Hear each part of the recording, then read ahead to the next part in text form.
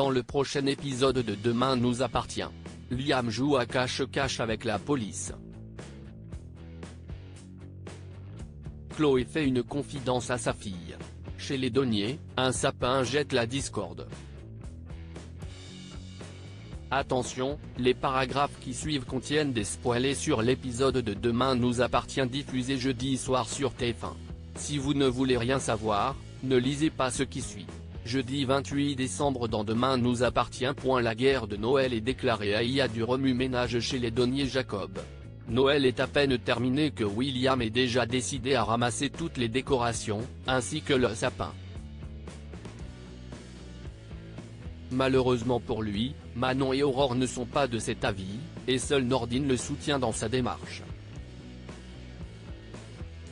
Résultat, toute la famille se chamaille pour savoir qui de la mère et de la fille ou du père et du beau-fils aura le dernier mot. Ils cherchent un moyen de les départager et hésitent entre trois solutions, une partie de belote, de console ou de mime. C'est la belote qui l'emporte par tirage au sort. Alors que William et Nordine sont certains de remporter la manche, c'est finalement les deux femmes qui gagnent. Assises sur le canapé, Manon et Aurore se font un malin plaisir à regarder les deux hommes remettre les décorations de Noël.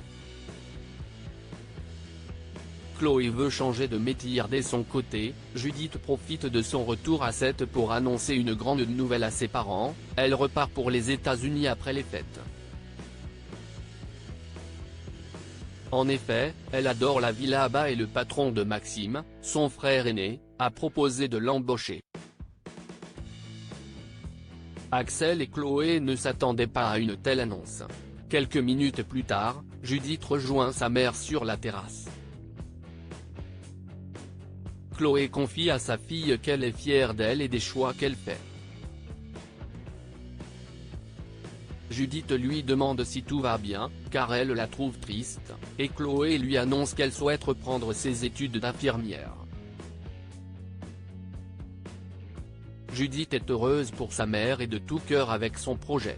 Toutefois, Chloé confie à sa fille qu'elle est la seule au courant et qu'elle préfère garder le secret quelque temps. Plus tard dans la journée, Judith reçoit la visite de son amie Nour, qui est également infirmière. Elle lui demande un petit service, entraîner sa mère à cette nouvelle carrière. Nour accepte, malgré qu'elle soit dubitative. En effet, elle est convaincue que Chloé déchantera vite en découvrant la dure réalité du métier d'infirmière. En soirée, Judith profite que la famille soit réunie pour lancer le sujet. Chloé est gênée par la situation, mais annonce tout de même la grande nouvelle. Axel est très surpris par le futur métier de son épouse. Va-t-il la soutenir? Philippine est à l'hôpital au commissariat de 7, Roxane est sous pression. Malgré de multiples tentatives, elle ne parvient pas à tracer le hacker. Soudain, elle reçoit un mail de sa part dans lequel il lui demande d'arrêter d'enquêter sur lui sous prétexte qu'il a déjà communiqué l'identité du mystérieux Père Noël, un certain Liam Desforges. Roxane en est persuadée, le hacker a un lien avec l'affaire de cambriolage. Bruno, qui a été innocenté, est désormais relâché par la police. En sortant du commissariat, il découvre que Nathan est venu le chercher en scooter. Bien qu'il ne lui refasse pas totalement confiance à son père, le jeune homme semble tout de même bien décidé à lui donner une seconde chance. Au même moment, Damien et Violette ont rendez-vous avec leur mère au Spoon. Mais les minutes passent et Philippine reste absente. Damien est inquiet car ça ne lui ressemble pas. Violette tente de l'appeler, mais aucune réponse.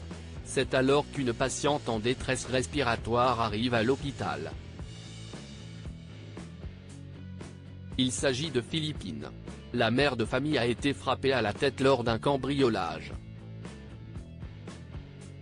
Heureusement, elle s'en sort avec un léger traumatisme crânien.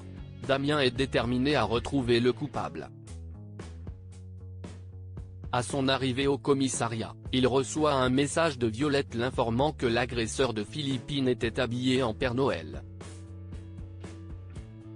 Quelques secondes plus tard, les policiers apprennent que Liam Desforges a été aperçu près d'un quartier résidentiel. Sarah et Martin se rendent sur les lieux et découvrent le suspect avec un sac dans les mains. À l'intérieur, le déguisement du Père Noël.